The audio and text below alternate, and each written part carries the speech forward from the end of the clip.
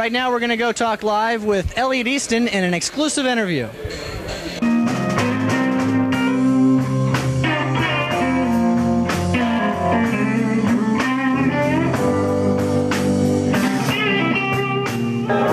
I just signed a deal with Atlantic Records. That's great. For my new band. What is that? Well, as of this moment, the working name is the Daltons. Very good. That could change up until the time that, I mean, there's still some time, but it centers around a singer, myself, a singer by the name of Danny Malone, who was in a band that had an album out last year, an epic called Diving for Pearls. Okay, yeah. And he was the lead singer from that, and he and I are working together now, and we've been writing songs, and Atlantic liked it. We've got a great management, Danny Goldberg, Gold Mountain. He manages Bonnie Raitt and the Allman Brothers, and who I think are in town tonight. Well, I know Bonnie Raitt was in town a little while ago. But so we, you know, I'm real excited. There's a lot of stuff happening in my life. That's really cool. Yeah. Who are some of your early influences? Well, early on, I guess surf music, the Ventures, and stuff like that. Slaughter on 10th Avenue. Oh, well, all of them. All of them. Oh, yeah, and then the British stuff and blues. That's what I do at my clinics, is I play blues, because it's not something that I get to do much of, and it's not something that anybody who's familiar with the Cars would think that I would do and stuff like that. And I really love it. I love to play blues, and it's like something I spend a certain amount of time in my life working on. So this is great for me. This is fun.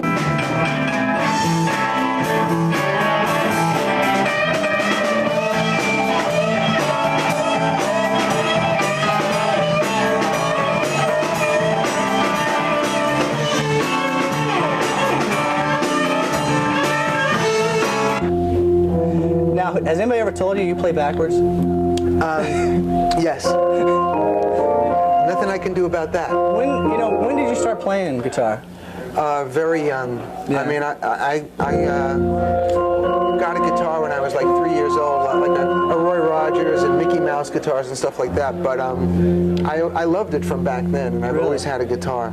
I don't remember not having a guitar. I have clear memories. I was born in *53, and I have clear memories of seeing Elvis on TV and like really being turned on to that. And also like the Mickey Mouse show, and there was a guy named Jimmy Dodd who played the mouse guitar. And That's right. it wasn't necessarily rock and roll. It was just the guitar. I dug singing cowboys. I dug rock and roll. The Everly Brothers. I loved the thing of it. Just the thing of doing it. Yeah, and I still do. Were you in a lot of groups before the Cars? Just local bands and stuff. I grew up in Long Island, New York, and I moved up to Boston in *72 to study at Berklee College of Music. And after I left there, I played in a bunch of local bands around Boston, and that's how I eventually met the people who went on to form the Cars on that Boston scene. Right. Were there a lot of groups, like members playing in different groups and things at that time? Well, the Cars evolved out of another band that contained Rick and Ben and myself. That was called Captain Swing, and that played around Boston in '76. And we got rid of a couple of people, and Greg came back in. He had worked with them before I did in another band prior to that called Richard and the Rabbits. And, excuse me. That's okay. That's fine. Last chance to grab one before the flight takes off. And the Cars was an evolution of this band that came before it called Captain Swing. Like I said, I had played in a band with Rick and Ben before the Cars. Was it pretty instantaneous that you guys kind of knew something was happening? Because that was real quick. You recorded it. You were together. You recorded an album, and then you were, popular. It was pretty quick, but it wasn't like the kind of quick where you'd wonder, like, hey, what's going on? I mean, we worked on those songs for a long time, and we played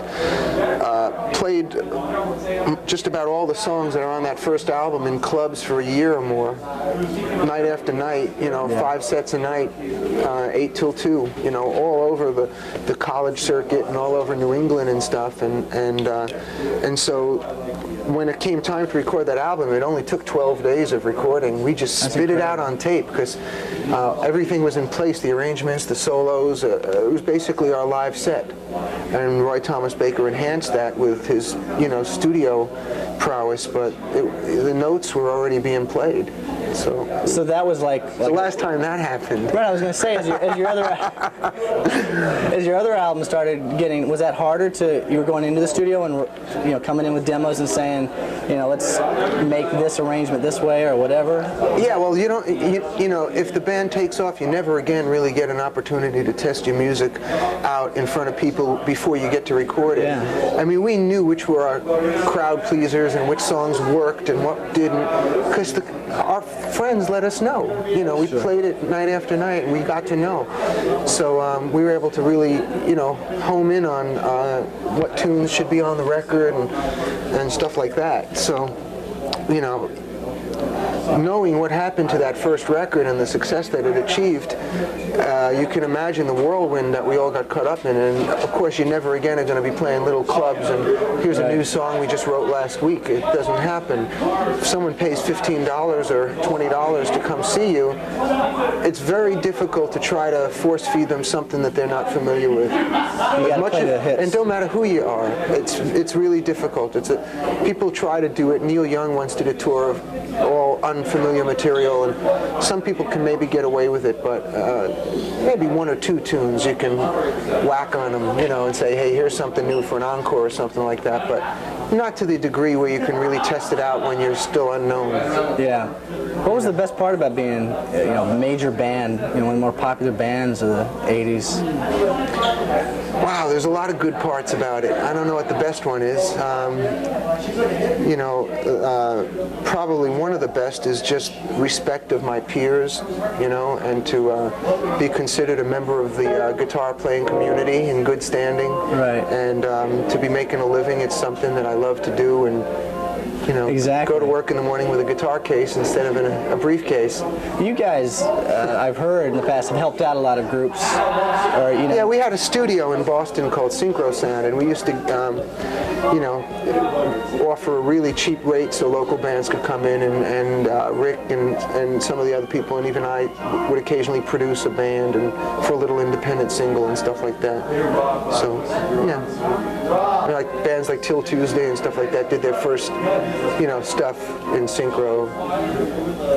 Now, you made your solo album several years ago. That sounded a lot different than the Cars music. Yeah, and this album that I'm going to be doing now is going to sound a lot different than that. Is it going to be bluesier, you said? No, not necessarily. Yeah, it'll be more rockin', so by that way it might be a little bluesier edged.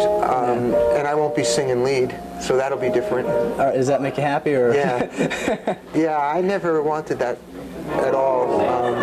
It was just a funny thing. I mean, I wasn't even looking for a solo career. I was just writing songs with a friend, and he didn't want them for his solo stuff because he likes to write by himself for his own records. And we thought we had some nice songs, and I guess the popularity of the band was such that I was able to just get a record deal and make that thing. But I wasn't writing. We didn't write them for me to sing and stuff like that. And I think that it shows. I learned a lot from making the record. Let's put it that way. I really enjoyed it. Well, thanks. Yeah, really. Shayla was good. Thank you. One or two came off. Or, Sure. I'm not ashamed of the record or anything like that. But I learned a lot, and it was a positive experience in that way for me. Was it kind of a natural ending for the Cars, or what was that all about? The last Door to Door album? It's almost like a divorce, I mean, it is natural. It's just kind of, after growing up together, 10, 12 years together, people just sort of go off in their own ways, I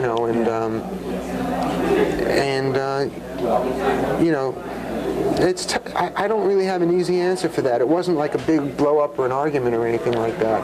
Did you know? It wasn't there anymore. Did you know, like before the tour or anything, that it would be over, or? No, not really. We did the tour. It finished just before the holidays, Christmas, and end of 88 or 87.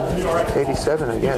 Yeah. And when we got back, we were mixing a radio broadcast from Fox in St. Louis and mixing it down for a radio show. And just sitting in Electric Lady talking to Rick, and he goes, I might as well tell you because I've been doing a lot of thinking over Christmas, and I think I'm going to be leaving the band. Oh, and I felt funny at first, but I wasn't surprised, and so be it. We had a nice long run. Hey, it was great. I'm still friendly with all of them, and you know, you never know what the future will bring. That's right. For a young group starting out, or young musicians, what kind of advice do you have for them? If they want to get the record label and do the type of career that you've had so far and continue to have? The best advice I could give them is try to do something that they think is really good instead of like watching MTV and trying to do something like the newest batch of bands is. Yeah. Because I get a lot of demos, and some of them have this quality of like, sign me, you know, and they sound like that Warrant, Firehouse, Danger, you know, whatever that brand of like pop metal thing, you know, and it's like, I don't know. Maybe I'm the wrong guy to judge. Well, let me put it to you this way: do you feel that a guy that is serious about it should get an agent right away, or? Well, one thing I do believe is that to get to the labels, you really need like to have the music biz lawyer and manager and stuff like that. They're not going to talk to you, and they're going to talk to the people they always talk to. Right. So you almost like need to go to one of the music centers and get a show business oriented attorney, one who's familiar with calling up presidents of record labels and that whole thing, you know. Was that ever like a bum side of the music business, the business side? I mean, were there ever things you didn't really want to do, or, you know, obligated to do, or anything like that? No. You were never, I mean, the Cars were never forced to do like The Cars were never forced to do anything, and that's probably... That's great. Yeah, maybe, but it's like also the kind of thing of like give them enough rope, you know. I mean, we did so well from the get-go that nobody ever like questioned anything. So we really were on our own without too much involvement from the label. I appreciate it. Thanks a lot. We'll let you go. Nice talking to you. Yeah. Thank you, Rob. Thank you.